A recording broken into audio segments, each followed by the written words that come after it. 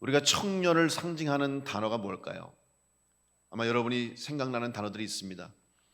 젊음, 희망, 용기, 도전, 혹은 아름다움, 사랑, 열정, 가능성, 아마 이런 단어들이 여러분 떠오를 겁니다. 우리 청년의 때에 특별히 젊은 청년, 젊은이들이 가져야 할, 또 가지고 있는 삶의 모습이라고 할 수 있겠죠.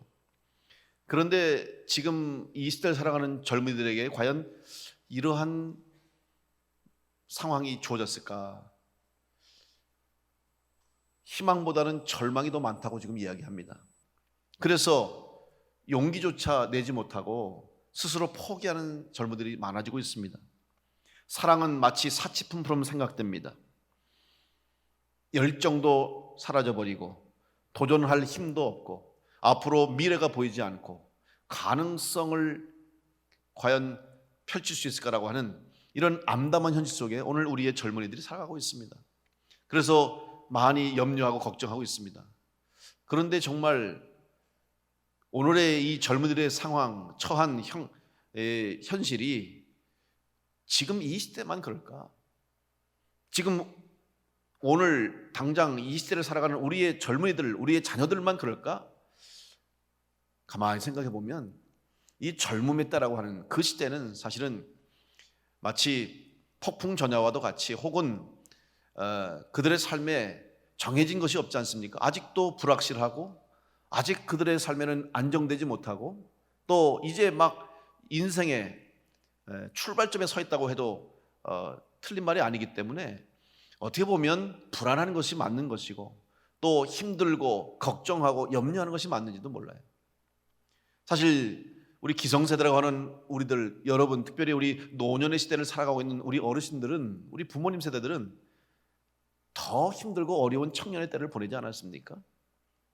역사적으로, 국가적으로 여러분 얼마나 힘들었어요. 나라가 일제에 의해서 나라를 잃어버리고 또 전쟁으로 온 땅이 폐허가 돼버리고 어떻게 살아야 할지, 무엇을 먹고 살아야 될지, 뭘 해야 될지도 모르는 정말 아무것도 없는 폐허 위에서, 빈터 위에서 개척하고 또 열심히 일을 하고 희생하고 달려와서 오늘 우리나라가 또 우리들이, 지금 우리의 자녀들이 이렇게까지 살고 있게 된 것입니다.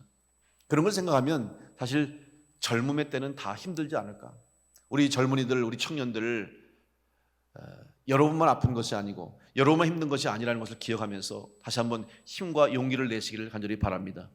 우리 2부 예배 때 청년들이 많이 참석해서 제가 권면을 했고 얘기를 했는데 다시 한번 우리의 젊은이들, 청년들, 특별히 우리 교회의 믿음을 가지고 살아가는 우리의 신앙의 후배들, 또 우리 믿음의 유산을 이어가는 자녀들에게 하나님 주시는 은혜 가운데 또 하나님 주시는 힘과 능력으로 이 젊은 시절, 특별히 청년의 어렵고 힘든 상황 가운데서도 믿음으로 또 하나님을 의지함으로 승리할 수 있도록 우리 힘내라고 청년들에게 박수 한번 하겠습니다.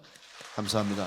힘내주세요. 우리 청년들에게 하나님 주시는 특별한 은혜가 있습니다. 이렇게 청년이 된다고 하는 것은 이제 성인이 돼서 이 세상의 사회에 한 온전한 사람으로서의 첫걸음을 내딛는 시기라고 할 수 있습니다. 이 청년의 때에 어떻게 살아가는 것이 지혜로운 것인가 하는 것을 오늘 성경은 말씀합니다. 바로 지혜로운 사람이 되기 위해서는 이 청년의 때를 분별하라는 것입니다. 그럼 청년의 때가 무엇입니까? 이것은 육체적으로는 청년의 때가 정해져 있습니다. 일정한 시기에 이제 성장과 자라나는 과정, 유아 어린이 시절을 거쳐서 청소년 시절을 거쳐서 이제는 장성해서 성장을 다 이루었고 성숙을 향해 나가는 가장 왕성한 시기라고 할 수 있죠. 정해져 있는 시간입니다. 이 시간은 지나가고 언젠가는 지나갈 수밖에 없고 영원하지 않습니다. 그러다 보니까 늘 사람들은 청년의 때를 그리워합니다. 또 젊음을 아쉬워합니다. 인생에서는 또 육체적으로는 정해진 시간에 불과하지만 정신적으로나 신앙적으로는 청년의 때는 정해져 있지 않습니다.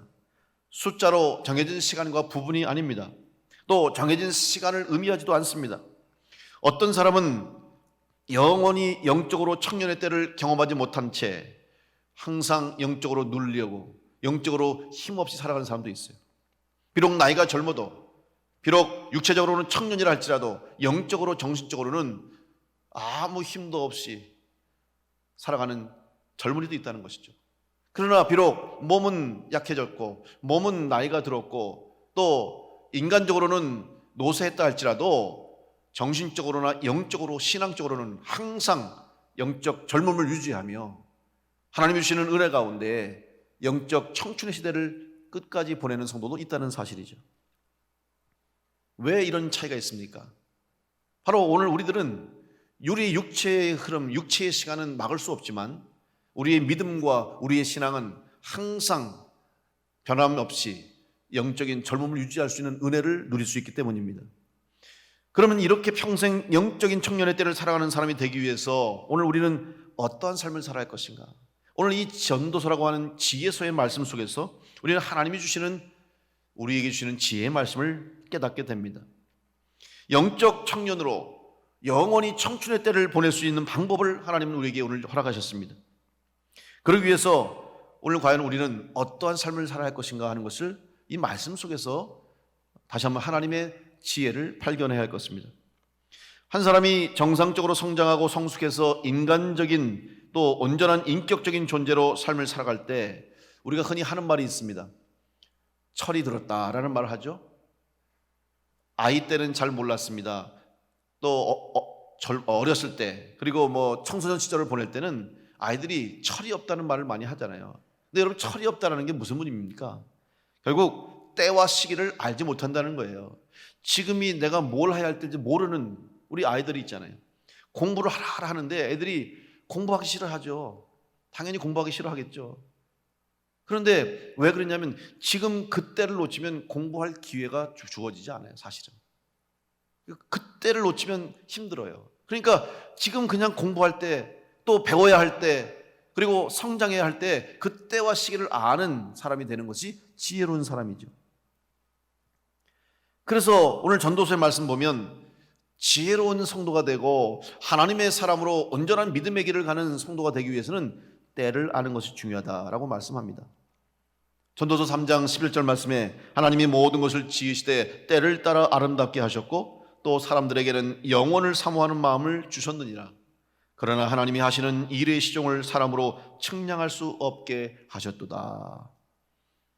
사랑하는 성도 여러분, 하나님이 오늘 우리에게 이 세상을 살아가는 하나님의 자녀로서 특별히 믿음의 사람으로 온전한 삶을 살기 위해서 우리에게 주신 은혜가 있는데 바로 때를 따라 아름답게 살아가는 은혜를 주신 줄로 믿습니다.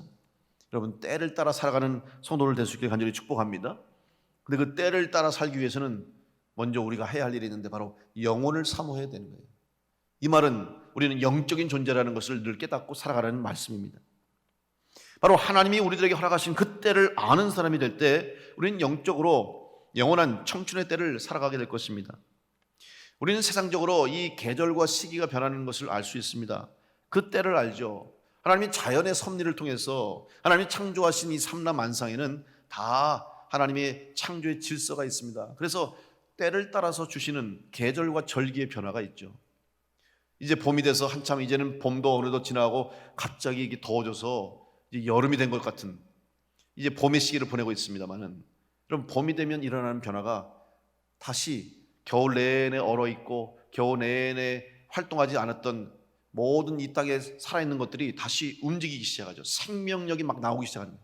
그래서 다시 풀이 돋고 꽃이 피고 나무가 순을 내고 열매를 맺기 시작합니다. 그럼 이 절기가 계절이 변하는데 이 생명의 계절, 봄에 돋는 이 움트는 생명력을 전해주는 첫 번째 신호가 있는데 바로 새들이에요. 새들. 여러분, 새소리 좀 들어보셨습니까? 요즘? 새소리 들으면서 사세요? 예, 그리고 충주에 사는 게 행복한 줄 아세요? 새소리 들을 수 있잖아. 그래도 충주는 주변에 자연 환경도 좋고 우리 주위에 또 이렇게 새 소리를 언제든지 들을 수 있는 좋은 환경이 있어요. 근데 서울과 같은 대도시에 일부러 숲을 찾아간다든지 또 주변에 나무가 많다든지 그런 것 제외하고는 사실 도심 속에서 새 소리 들을 일이 별로 없어요. 저도 기도원에 가서 설교 준비하고 기도원에 가서 기도할 때 보면 거기 아주 조용하잖아요. 아무도 없고 저 혼자 있어요. 그러면요, 가만히 앉아 있으면 얼마나 새들이 많은지요. 진짜 뭐 그런 민요도 있습니다만 온갖 잡새가 다 날아든다 그러잖아요. 아니 생전에 무슨 이런 소리가 있나. 아주 어떨 때는 가만히 들으면요, 너무 소리들이 정말 기기묘모해요. 저런 소리를 내. 야, 참 새소리가 아름답다. 그래서 기도하면서 확 있으면 새소리가, 특히 봄이 되면 말이에요, 겨울에는 아무 소리도 없었어요. 그런데 봄이 되니까 어디서 날아왔는지 이렇게 새들이 날아와서 아름다운 소리를 내는 거예요. 요즘 저녁이 되니까 소쩍새가 울더라고. 소쩍. 근데 우리는 그 소리를 소쩍새라고 그러는데, 소쩍새가 원래는 뭐 소쩍새가 아니라면 새 이름이 달라요. 근데 소쩍 들리는데 그 의미가 예전에 하도 배가 고프니까 솥이 적다. 예? 배고파가지고 소쩍새라고 그러기도 하고, 뭐 뜸부기도 울고. 봄이 되면 찾아오는 철새들이 있어. 또 가을이 되면 찾아오는 새들이 있죠. 찬바람이 불면 청동오리도 찾아오고 기러기도 찾아오고 두루미도 찾아와요. 이렇게 새들이 찾아와서 소리를 내며 울고, 또 새들의 소리를 들으면 시기를 아는 거예요. 봄이 됐구나, 여름이 됐구나, 가을이 됐구나.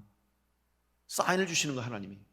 이 사인을 알고 이것을 때를 구분하고 시기를 구분할 줄 아는 사람이 지혜로운 사람이에요. 오늘 하나님께서 우리들에게 성경 말씀을 통해서 우리 인생을 살아감에 있어서 영적으로 늙지 않도록, 영적으로 쇠퇴하지 않도록, 또 영적으로 힘을 잃지 않도록 하나님은 우리에게 사인을 주시는데, 그 사인을 우리는 발견할 수 있어야 되고 알아채야 되고, 또 그 사인을 받은 이후에는 그 시기와 때에 합당한 삶을 살아갈 때 우리는 영원한 영적 젊은이로 승리하게 될 줄로 믿습니다. 그럼 하나님께서 우리에게 주시는 사인이 뭘까? 여러 가지 우리에게 하나님의 신호를 주시는데, 저는 그 중에서 이 봄을 맞이해서 하나님께서 이 새들을 통해서, 특별히 성경에 기록된 새들을 통해서 우리에게 영적인 신호를 주시는 것을 제가 깨달았습니다. 오늘 하나님이 주시는 영적인 신호, 바로 하나님의 말씀 속에 등장하는 새들을 통해서 우리가 영적으로 젊음을 유지하고 늘 믿음의 청춘을 살고 청년의 삶을 살 수 있도록 하나님이 어떤 신호와 어떤 사인을 주시는지를 생각하며 은혜를 나누려고 합니다. 첫째로 하나님은 독수리를 통해서 우리에게 영적인 사인을 주십니다. 여러분, 독수리는 힘의 상징이요, 또 청년의 상징입니다. 시편 103편 5절 말씀에 보면, 좋은 것으로 내 소원을 만족하게 하사 내 청춘을 독수리같이 새롭게 하시는도다 라고 찬양합니다. 청춘이 독수리 같은 힘을 가지고 살아간다는 것을 시편 기자가 고백합니다. 바로 독수리가 상징하는 것처럼 우리는 힘을 가질 때에 청년의 삶을 살 수 있죠. 그런데 이 힘은 과연 어디서부터 오는 것이냐? 처음부터 우리에게 주어지지 않습니다. 그리고 우리에게 주어진 육체적인 힘도 시간이 지나면 다 빠지게 되어 있어요. 영적인 능력도 마찬가지입니다. 영적인 힘은 한번 받았다고 해서 영원하지 않습니다. 은사와 받은 달란트와 능력도 마찬가지예요. 하나님이 매일매일 공급해 주시고, 하나님이 우리가 삶 가운데 은혜로 그 힘을 허락하셔야 우리는 일생토록 영적인 힘과 능력을 가진 자로 살아가게 됩니다. 독수리의 힘도 마찬가지예요. 이사야서 40장 28절로 31절 말씀에, 너는 알지 못하였느냐, 듣지 못하였느냐, 영원하신 하나님 여호와 땅끝까지 창조하신 이는 피곤하지 않으시며 곤비하지 않으시며 명철이 한이 없으시며 피곤한 자에게는 능력을 주시며 무능한 자에게는 힘을 더하시나니, 소년이라도 피곤하며 곤비하며 장정이라도 넘어지며 쓰러지되 오직 여호와를 앙망하는 자는 새 힘을 얻으리니 독수리가 날개치며 올라감 같을 것이요 다른 박질하여도 곤비하지 아니하겠고 걸어가도 피곤하지 아니하리로다. 아멘. 사랑하는 성도 여러분, 오늘 여러분의 삶, 여러분의 인생, 특별히 여러분의 영적인 삶 위에 하나님 주시는 은혜로 독수리의 힘과 같은 능력을 얻고 살아가는 여러분 되시기를 간절히 축원합니다. 하나님이 주셔야 이 힘을 갖는 거예요. 우리 스스로 이 힘을 가질 수는 없는 거예요. 독수리가 아무리 창공을 지배하는 하늘의 제왕이라고 해도 처음부터 독수리가 그 힘을 갖게 되는 것은 아닙니다. 넓은 날개를 펴서 창공을 선회하면서 활강하면서 강한 발톱으로 자기 먹잇감을 낚아채요. 엄청난 힘을 가졌습니다. 그런데 독수리가 이렇게 강한 날개, 또 큰 힘을 가질 수 있는 비결은 어려서부터 훈련된 그 훈련의 과정이 있기 때문에 가능해요. 저절로 되는 게 아닙니다. 여러분, 독수리는 다른 새들과 달리 새끼를 많이 낳지 않습니다. 보통 다른 새들은 알을 한 4, 5개 정도 낳죠. 그래서 약육강식의 논리에 의해서 그 중에서 약한 것들은 다 도태되고 강한 새들을 길러내죠. 그래서 종족을 번식시킵니다. 그런데 독수리는 알을 낳아도 하나 아니면 많아야 둘이에요. 한 마리만 길러요. 근데 한 마리를 기르기 위해서는 이 한 마리가 잘못되면 결국 번식이 잘못되고 종족을 이어갈 수 없죠. 하나를 기르는데 얼마나 강하게 기르는지, 이제 처음에 부화하고 난 다음에는 그 새끼를 보호하기 위해서 둥지에 부드러운 솜털을 깔아놓고 어미가 먹이를 먹여 날리면서 새끼를 키웁니다. 그러다가 이제 솜털을 벗고 깃털이 나오기 시작하면 그때부터 어미 독수리가 이상한 행동을 합니다. 그 새끼가 둥지에 있는데 둥지를 막 흔들어댑니다. 그리고 솜털들을 막 쏟아내요. 그러면 그 속에 울퉁불퉁 불편해지는 거죠. 새끼가 앉아있지 못해요.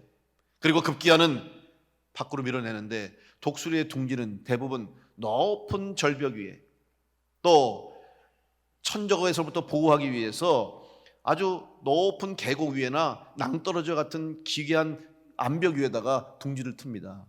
보호하기 위해서도 있죠. 또 하나는 훈련하기 위해 필요한 장소예요. 높은 곳에서 둥지를 틀고 이제 둥지에서 자라난 새끼가 일정한 기간이 되면 깃털이 나기 시작할 때 날 수 있는 훈련을 하기 위해서 어미가 이 둥지를 흔들어내면서 결국엔 새끼를 둥지 밖으로 밀어냅니다. 그럼 어떻게 됩니까? 수천 길처럼 보이는 낭떠러지 밑으로 떨어지는 거예요. 그러면 이 어린 새가 무슨 힘이 있겠어요? 무슨 생각하겠습니까? 우리 엄마가 미쳤구나. 아니, 나를 잘 기르시더니 왜 나를 이렇게 밀어내나, 나를 죽이려고 하나. 그 떨어지는 순간, 끝도 한도 없이 떨어지는 것처럼 느껴지는 그 순간, 이 새끼 독수리가 무슨 생각하겠어요? 불안감, 두려움, 어떻게 할지 모르겠어요. 공포가 밀려들겠죠. 그러니까 그냥 필사적으로, 본능적으로 날개짓을 하는 거예요. 그런데 날개가 약해요. 근육도 약해요. 깃털도 아직 완전치 못해. 그러니까 그냥 쭉 떨어지는 거예요. 그때 어미새는 같이 위에 있다가 같이 날다가 새끼가 떨어지기 직전에 다시 자기의 날개로 받아서 또 올려요. 또 높은 곳까지 올라가서 또 떨어뜨리는 거예요. 그럼 또 내려갑니다. 그러면 새끼는 또 나 살려달라고 그냥 날개짓을 푸덕푸덕거리고 그냥 바둥바둥 되죠. 한 번, 두 번, 하루 이틀 하다 보면 어느 순간인가 이 새끼 독수리가 갑자기 떨어지지만 않고 이제는 날기 시작한 거죠. 어느 순간 갑자기 자기의 날개 한 번, 두 번 하다 보니까 날개에 근육이 생겨요. 그 다음에 이 깃털로 날아가는 방법을 터득하게 되고, 떨어지지만 않고 앞으로 나가는 순간을 체험하면서 갑자기 어느 순간 창공을 날면서 활공하게 되는 거죠. 하루아침에 되는 게 아니에요.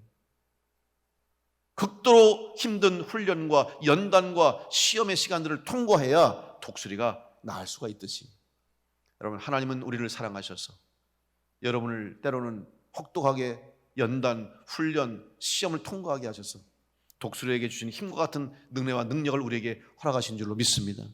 그런데 그때는 우리는 깨닫지 못합니다. 마치 독수리 새끼가 이해할 수 없듯이, 왜 엄마 독수리가 왜 나를 이렇게 밀어내느냐, 나를 왜 이렇게 떨어뜨리는지 알 수 없듯이, 때로는 우리의 삶 가운데, 우리의 인생 가운데 닥치는 환난과 시험과 고통을 우리는 이해할 수 없어요. 왜 나에게 이런 불행을 주십니까? 왜 나에게 이런 힘든 시간을 주십니까? 우리가 때로는 하나님 앞에 정말 답답한 마음으로 막막한 심정 가지고 기도할 때가 한두 번이 아닙니다. 여러분, 분명히 기억하십시오. 우리는 이해하지 못해도, 우리가 다 알지 못해도 하나님은 우리를 강하게 새 힘 주시고 우리를 강하게 하셔서 성령의 능력으로 또 믿음을 가지고 이 세상을 살아갈 수 있도록 우리에게 영적인 힘을 주시기 위해서 오늘 우리를 훈련시키시고 연단하신 줄 믿고 하나님을 향한 믿음을 잃지 않는 여러분 되시길 간절히 축복합니다. 신명기 32장 11절로 12절 말씀에 마치 독수리가 자기의 보금자리를 어지럽게 하며 자기의 새끼 위에 너풀거리며 그의 날개를 펴서 새끼를 받으며 그의 날개 위에 그것을 엎는 것 같이 여호와께서 홀로 그를 인도하셨고 그와 함께한 다른 신은 없었도다. 여러분, 하나님이 여러분을 떠나지 않고 마치 어미 독수리가 떨어지는 새끼 독수리를 지켜보고 항상 그 옆에 있듯이 오늘 하나님은 우리의 힘든 시간, 여러분의 어려운 순간, 여러분의 고통의 시간에도 항상 여러분을 지켜보시고 바라보고 계시고 동행하심을 믿고 이 어려운 순간에도 하나님을 의지할 수 있는 우리 믿음의 성도들 되시길 간절히 축복합니다. 믿음은 바로 하나님을 바라보는 것이요, 하나님을 향한 신뢰를 잃지 않는 거예요. 신앙은 기억함입니다. 그런데 하나님의 은혜를 기억하는 거예요. 기억하는 성도가 돼야 되는데 하나님의 은혜를 기억하지 않고 하나님의 은혜를 잊어버리게 될 때 믿음도 잃게 되고 능력도 잃게 되는 거예요. 하나님은 이스라엘 백성들에게 강조합니다. 특별히 출애굽한 이스라엘 백성들에게 하나님 하신 말씀이 뭔지 아십니까? 내가 너희들에게 행한 능력 보인 것을 잊지 말고 기억하라는 거죠. 출애굽기 19장 4절에 내가 애굽 사람에게 어떻게 행하였음과 내가 어떻게 독수리 날개로 너희를 업어 내게로 인도하였음을 너희가 보았느니라. 이스라엘 백성들은 출애굽할 때 바로의 압제하에서 또 바로의 그 강한 힘 앞에서 하나님이 모세를 통해서 어떤 기적과 이사를 통해서 그들을 출애굽하게 하셨는지를 잊지 말라는 거예요. 보여주셨는데도 불구하고 하나님이 확인시켜 주셨음에도 불구하고 이스라엘 백성들은 잊었어요. 기억하지 못했어요. 그래서 하나님은 기억하라는 거죠. 그러면서 하신 말씀이 내가 어떻게 독수리 날개로 너희를 업어 내게로 인도하였는지 너희를 알지 않냐? 기억하라는 거죠.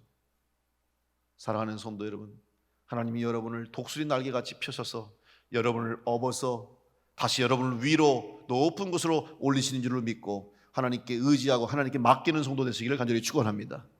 그렇게 될 때 우리는 독수리와 같은 힘을 얻어서 이 험한 세상 위를 나르면서 하나님 앞에 영광 돌리는 성도로 승리하게 될 줄로 믿습니다. 두 번째, 하나님은 우리에게 사인을 주시는데 비둘기를 통해서 우리가 어떻게 해야 영적인 청년의 젊음의 때를 보낼 수 있는지를 알게 하십니다.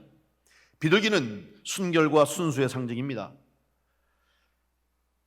마태복음 10장 16절 말씀에 보라 내가 너희를 보냄이 양을 이리 가운데로 보냄과 같도다. 그러므로 너희는 뱀같이 지혜롭고 비둘기같이 순결하라 이렇게 말씀하십니다. 여러분, 여기서 순결이라고 하는 단어 신약 성서의 언어인 헬라어에 보면 이 순결은 아케라이오스라고 하는 단어를 쓰는데 그 의미가 뭐냐면 섞지 않은 혹은 죄가 없는 그런 뜻을 가지고 있어요. 결국 순수함과 순결함은 섞여지지 않는 것이겠죠. 그래서 순수한 것이 되기 위해서는 불순물들을 뽑아내야 되는 거예요.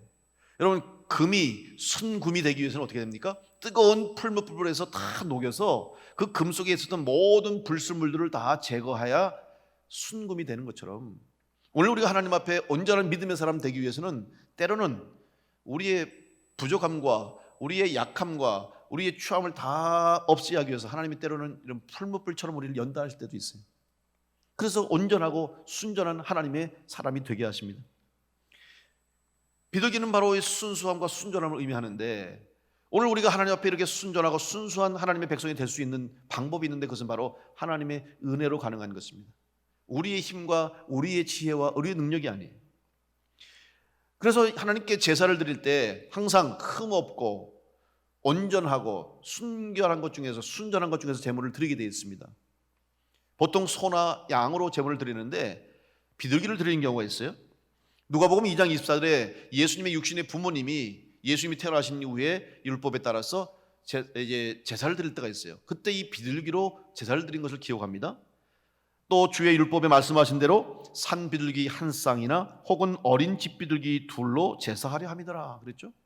당시의 제사의 방법 중에 소나 양으로 드려야 하는데 어려워서 가난해서 소나 양을 드릴 수 없는 사람들은 대신 비둘기를 통해서 제사를 드릴 수 있게 율법에 그런 은혜를 주신 거죠.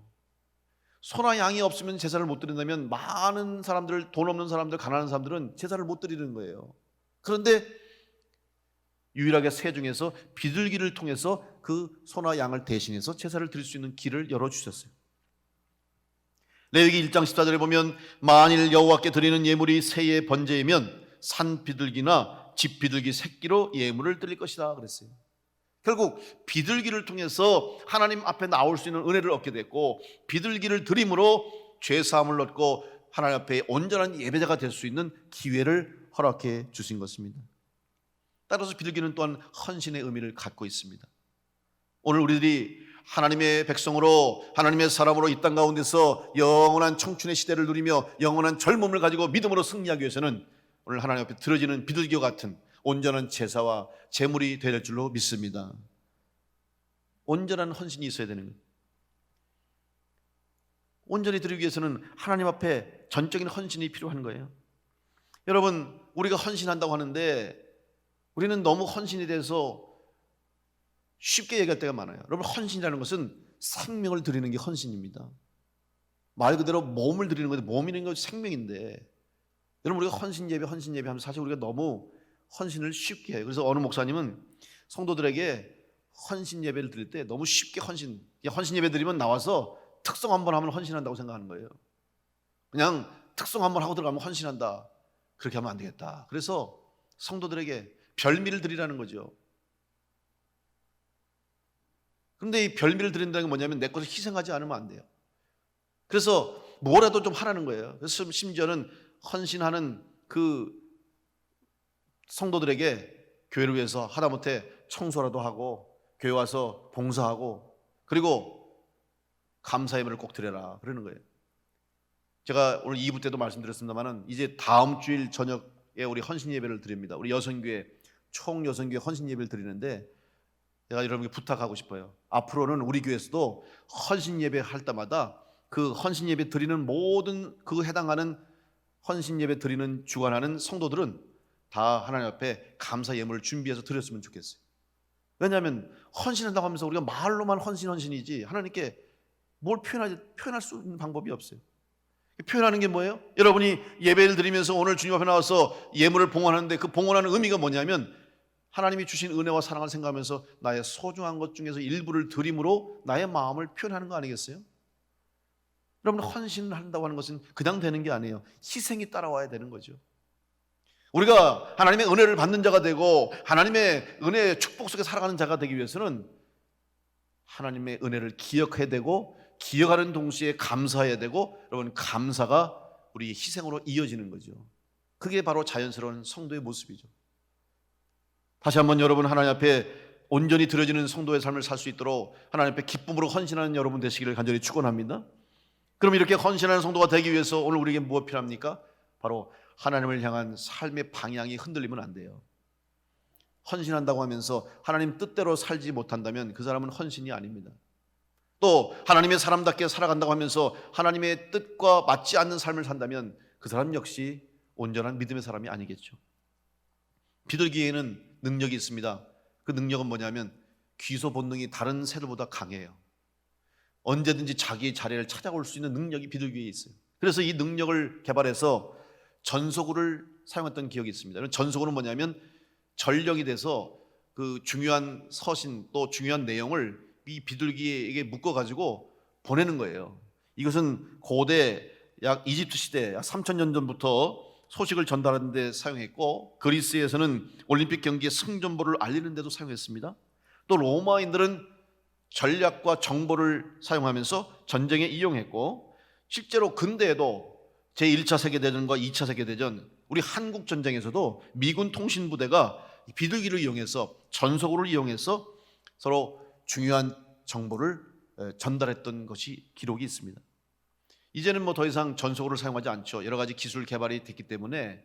그런데 비둘기가 무슨 능력 때문에 가능하냐면 비둘기는 심지어는 먹지도 않고 자지도 않으면서 하루에 1000km를 왔다가 1000km를 비행할 수 있대요. 대단하지 않습니까 여러분? 1000km 놀라시지도 않네. 서울 부산이 몇 킬로입니까 여러분? 500km도 안 돼요. 그 왕복을 할 수 생각해 보세요. 서울 부산 갔다가 다시 오는 거예요. 그거를 하루에 할 수 있다는 거죠. 비둘기가. 그것도 정해진 곳으로 정확하게 갔다가 정확하게 돌아오는 이 능력이 비둘기에 있는 거예요. 오늘 여러분 우리가 하나님을 향해서 절대로 방향을 잃지 않는 성도가 되어야 할 줄로 믿습니다. 하나님을 향한 믿음의 방향을 잃지 않고 우리의 삶이 지금 어디를 향하고 있는지 천국을 향하고 하나님 나라를 향하는 우리의 삶이 방향을 잃지 않는 삶을 살아갈 때 우리는 영원한 믿음을 가진 또한 영적인 믿음의 청년의 때를 끝까지 보내게 될 줄로 믿습니다. 방향을 잃으면 방황하게 되는 거죠. 길을 잃으면 헤매듯이 여러분 하나님의 인도를 따라가지 않고 주님의 말씀에 순종하지 않고 영적인 방향을 잃어버리면 방황할 수밖에 없음을 기억하시고 다시 한번 하나님이 주시는 은혜를 사모하고 또 우리에게 주신 그 말씀대로 순종해서 기쁨으로 헌신하면서 하나님의 약속하신 땅을 향해서 달려나가는 성도가 될 때 우리는 항상 영적 젊음을 가지고 영적인 능력을 가지고 영적 청년의 삶을 살아가게 되는 은혜를 누리게 될 줄로 믿습니다. 그런 영적 젊은이들로 살아갈 수 있기를 간절히 축복합니다. 세 번째는 하나님께서는 우리 성도들에게 이 까마귀를 통해서도 하나님의 백성으로 영적 젊은이답게 살아갈 수 있는 사인을 주십니다. 보통 우리가 까마귀 하면 별로 좋지 않게 생각하죠. 흉조라고 생각하는데 여러분, 우리나라에서는 흉조지만 다른 나라에서는 길조로 생각하는 나라도 많이 있고 문화적인 차이가 큽니다. 그런데 이 까마귀는 사실 머리가 아주 좋다고 그럽니다. 훈련을 잘 받으면 보통 6, 7세 정도 아이의 지능 정도까지 그렇게 생각하고 판단할 수 있다고 그래요. 근데 까마귀가 왜 이렇게 좋지 않은 이미지를 가지냐면 색깔도 검습니다만은 이 먹는 습성이 그래요. 죽은 사체나 시체나 썩은 음식을 먹기 때문에 아무래도 까마귀를 좋지 않게 생각하죠. 성경에서도 까마귀를 좋게 보다는 좋지 않게 많이 봅니다. 그런데 까마귀를 한번 영적으로 해석해 보면 사실 까마귀는 이 색깔부터 달라요. 검은색이거든요. 근데 실제로 까마귀를 히브리어로 오레브라고 하는 단어를 쓰는데 이 오레브의 어원이 아라브입니다. 근데 아라브의 뜻 가운데 어떤 뜻이냐면 해질녘, 그러니까 어둑어둑해진다라고 하는 의미와 또 혼합하다, 섞이다라는 의미가 있어요. 여러분 좀 대조적이죠? 비둘기는 무슨 의미가 있다 그랬어요? 섞이지 않는다고 그랬어요. 순수하다 그랬죠. 그런데 까마귀는 섞인다는 의미가 있어요. 그러니까 당연히 좋지 않은 거죠. 순수하지 않은 거죠. 검은 거예요. 죄를 의미하는 것이고, 더 나아가서 오늘 우리들이 죄악을 가지고 살아가는 우리의 본성 속에 항상 죄인으로 살아가는 우리들의 모습을 드러내는 것이 바로 까마귀일 수 있다는 것이죠. 그런데 문제는 이러한 까마귀 같이 본성이 약한 악한 우리들이지만, 부족하고 흠 많고 티 많은 우리들이지만, 이런 우리 죄인들도 하나님은 사랑하셔서 우리를 그냥 버리지 않고 하나님의 자녀로 삼아주시고, 더 나아가서 하나님의 도구로 선한 일에 쓰임받게 될 때 까마귀를 통해서도 놀라운 하나님의 역사가 일어날 수 있음을 우리에게 말씀하고 있습니다. 여러분, 까마귀 하면 생각나는 인물이 있죠? 바로 엘리야입니다. 엘리야가 갈멜산에서 하나님께 기도하고 간구해서 불을 내리서 가지고 바알 신상, 아세라 신상을 섬기는 모든 우상 섬기는 사람들을 다 태워 죽이시고 하나님이 승리하게 하셨죠. 그런데 이 사건이 있기 전에 하나님이 엘리야를 그리시네가로 보내셨습니다. 성경에 보면 열왕기상 17장 2절로 7절에 보시면 여호와의 말씀이 엘리야에게 임하여 이르시되 너는 여기서 떠나 동쪽으로 가서 요단 앞 그리시네가에 숨고 그 시냇물을 마시라. 내가 까마귀들에게 명령하여 거기서 너를 먹이게 하리라. 그가 여호와의 말씀과 같이 하여 곧 가서 요단 앞 그리시네가에 머물매 까마귀들이 아침에도 떡과 고기를 저녁에도 떡과 고기를 가져왔고 그가 시냇물을 마셨으나 땅에 비가 내리지 아니하므로 얼마 후에 그 시내가 마르니라. 하나님이 엘리야에게 그리시네가로 보내신 이후에 거기서 까마귀를 통해서 먹이게 하셨어요. 고기를 보내주셨고 떡을 보내주셨어요. 성서학자들은 이 까마귀가 실제 까마귀일 수도 있지만 그 땅이 바로 미디안 땅이었기 때문에 미디안 사람들이 주로 검은 옷을 주로 입었다고 합니다. 검은 천을 두루쓰고 검은 옷을 입었기 때문에 아마 그 땅의 사람들인 미디안 사람들을 통해서 엘리야를 먹일 수도 있다라고 해석하는 거예요. 상관없어요. 까마귀가 하나님 보낼 수도 있고 또 그 땅의 거민들인 이방민족 죄인들이었던 미디안 사람들을 통해서도 하나님이 엘리야를 먹일 수도 있었을 거예요. 중요한 것은 죄인이지만 악한 존재임에도 불구하고 하나님의 뜻에 쓰임받을 때, 하나님의 선한 도구로 쓰임받을 때는 살리는 역사를 이룰 수 있다는 것이죠. 오늘 우리들의 삶이 그렇지 않습니까? 우리가 하나님 앞에 어떻게 나올 수 있습니까? 우리가 얼마나 잘났다고 우리가 의인입니까? 하나님 앞에 자랑할 것이 뭐 있습니까? 죄투성이고 부족하고 실수투성이 우리들이지만 까마귀 같은 우리들이라 할지라도 하나님이 우리에게 새 은혜를 주시고 우리를 붙들어 사용하시면 우리를 통해서 살리는 일, 하나님의 영광 드러내는 일에 우리를 쓰임받게 하신다는 사실을 기억하시고 여러분 하나님의 뜻에 합당하게 쓰임받는 성도들과 교회가 되기를 간절히 축원합니다. 하나님은 우리를 사랑하십니다. 그래서 까마귀 같은 우리들도 하나님은 버리지 않으셨어요. 하나님의 쓰임 받을 때 먼저 우리가 깨달을 것은 하나님이 나를 사랑하신다는 사실을 깨달은 순간부터 우리는 하나님의 사명을 감당하는 거예요. 누가복음 12장 22절 24절에 예수님 말씀하십니다. 또 제자들에게 이르시되 그러므로 내가 너희에게 이르노니 너희 목숨을 위하여 무엇을 먹을까 몸을 위하여 무엇을 입을까 염려하지 말라. 목숨이 음식보다 중하고 몸이 의복보다 중하니라. 까마귀를 생각하라. 심지도 아니하고 거두지도 아니하며 골방도 없고 창고도 없으되 하나님이 기르시나니 너희는 새보다 얼마나 더 귀하냐. 여러분, 하나님이 여러분을 책임지시는 줄로 믿으시기 바랍니다. 하나님이 까마귀조차도 하나님이 먹이시고 입히시는 거예요. 그래서 그것을 통해서 하나님이 쓰시는데, 하물며 우리 새와는 비교할 수 없는 하나님의 형상을 가진 우리들인데 하물며 우리를 하나님 그냥 두시겠습니까? 여러분을 먹이시고 입히시고 여러분 필요한 것들을 채우시는 하나님의 은혜가 오늘 우리 가운데 이 마음을 기억하시고 늘 감사함으로 살아가는 성도들 될 수 있기를 간절히 축복합니다. 여러분, 5월 가정의 달인데 여러분 가족들 위해서 뭐 한 게 있습니까? 뭐 선물 주고받고 하는데 가장 중요한 것은 평상시에 서로 감사하는 마음을 갖는 게 제일 중요한 것 같아요. 그래서 오늘 우리 교회 예배하러 오는 성도들에게 제가 숙제를 드렸어요. 여러분도 숙제를 드릴 테니까 꼭 하십시오. 자, 숙제 검사는 하나님이 하실 거고 안 하면 하나님한테 혼납니다. 숙제는 뭐냐면 집에 가셔서 식구들한테 감사합니다 인사하는 거예요. 여러분, 식구들한테 감사하다고 얘기한 적이 언제예요?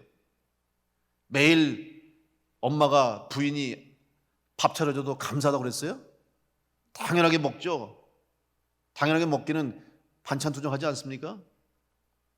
또 남편이 수고하고 일하고 열심히 돌아왔는데 여보 수고 많았어요 감사해요 그런 적이 언제입니까? 아이들한테 이 아이들아 너희들 참 고맙다 자라줘서 고맙고 이렇게 건강해서 고맙고 공부해서 고맙고 그렇게 얘기하더니 왜 또 사고 쳤냐? 왜 공부를 그밖에 못하냐? 너는 왜 그렇게 사냐? 너 뭐가 되려고 그러냐? 그러잖아.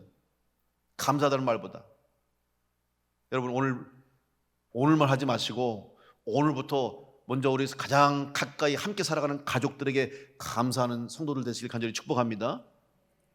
한번 연습해 보겠습니다. 옆 사람에게 인사하세요. 감사합니다 하면 인사하세요. 뭘 감사해야 됩니까 여러분? 뭘 감사했어요? 그냥 시키니까 했어요? 같이 예배드리고 함께 우리 주님의 몸된 지체를 이루는 성도가 된 게 얼마나 감사해요. 세상에 수많은 사람 중에 여러분 우리가 한 몸을 이루는 한 교회에 같은 신앙생활 하는 게 얼마나 감사해요. 여러분 감사하며 살아가시기 바랍니다. 그리고 집에 아이들도 없고 부모님 안 계시고 식구들 없으면 전화하세요. 전화해서 고맙다 그래요. 그럼 애들이 무슨 일 있습니까? 오늘 왜 이래? 뭔 일 있어? 그러면 오늘 은혜 받아서 그래. 교회 가서 예배 드리고 왔는데 너무 감사해서 늘 고맙다. 여러분 전화하시고 그리고 매일매일 감사하시고 여러분 사람에게조차 감사하지 못하면서 내 식구들에게 감사하지 못하면서 뭐 이웃들에게 감사하고 세상을 향해 감사하고 어떻게 하나님께 보이지 않는 하나님께 감사할 수 있습니까? 우리가 하나님 앞에 정말 말로는 감사하는데 정말 말로만 감사할 때가 얼마나 많아요. 여러분 감사하면 말로만 됩니까? 내 속에 감동이 일어나는 거죠. 그러면 그냥 뭐라도 해주고 싶고 뭐라도 나누고 싶고 그게 사람의 마음이에요. 자연스러운 거 아니겠어요? 하나님 앞에 감사하는 이유가 뭐예요? 여러분 성도들이 어려운 가운데 하나님 앞에 귀한 예물 드려요. 제가 보면 정말 어떨 때는 정말 눈물 나게 하나님 앞에 헌금하는 성도들이 있어요. 제가 그분 형편을 잘 알아요. 혼자서 어려워 힘들어요. 그런데 거기 그냥 일주일 내내 한 달 내내 준비해가지고 몇만 원 그 봉투 넣어가지고 감사 예물 드린다고 와요. 저한테 또 와서 목사님 제가 목사님 요즘 오늘 스승의 날입니까? 어제가? 네. 스승의 날인데 제가 그분을 가르치지도 않았는데 그 목사님이 영적 스승인데 목사님한테 그냥 지나가면 안 될 것 같아가지고 그분 내가 어려운 거 아는데도 그냥 꼬깃해가지고 목사님 식사 한번 하러 주는 거예요. 얼마나 제가 마음이 감동이 되고 감사한지. 왜? 감사한 마음이 생기니까 가만히 있지 못하는 거예요. 오늘 여러분 사랑하는 사람들에게 감사하시고 더 나아가서 우리를 이 땅에 보내주시고 이 땅에서 살게 하시고 우리의 생명을 주장하시고 우리로 하여금 이 땅 가운데서 하나님의 자녀로 살 수 있도록 구원의 은혜를 주신 하나님 앞에 진심으로 감사하며 살아가는 여러분 될 수 있기를 간절히 축복합니다. 우리는 이 땅 가운데서 하나님 주시는 믿음을 가지고 살되 영적인 젊음을 가지고 항상 영적으로 청춘의 때를 보내야 될 줄로 믿습니다. 그러기 위해서는 신앙적인 철이 들어야 합니다. 영적인 때를 분별하고 그 때를 바로 알아서 하나님의 자녀답게 행동하고 하나님의 자녀답게 헌신할 수 있도록 청년의 때를 살아가는 성도가 되시길 간절히 축복합니다. 독수리와 같이 하나님 주시는 힘을 가지고 이 세상을 이기는 자들이 되시고 비둘기같이 순결하고 순수해서 온전한 믿음을 지키고 하나님을 향한 방향이 틀어지지 않고 끝까지 천국 바라보고 하나님 나라 향해 갈 수 있도록 전적인 헌신의 삶을 살아갈 수 있기를 바라고, 까마귀같이 부족하고 죄인인 우리들이지만 하나님의 손에 붙잡힐 때 귀한 사명 감당할 수 믿고 하나님께 감사하며 살아가는 성도가 될 때 여러분은 일생토록 젊은이로 청년으로 영적인 신앙의 승리자로 살아가게 될 줄로 믿습니다. 그런 성도들 다 될 수 있도록 하나님의 은혜를 기억하시고 하나님이 우리에게 주시는 사인을 바라보면서 영적 청년의 때를 유지하시고 언제나 청춘을 누리며 살아갈 수 있는 복된 성도들 다 되시기를 간절히 축원합니다. 기도하겠습니다.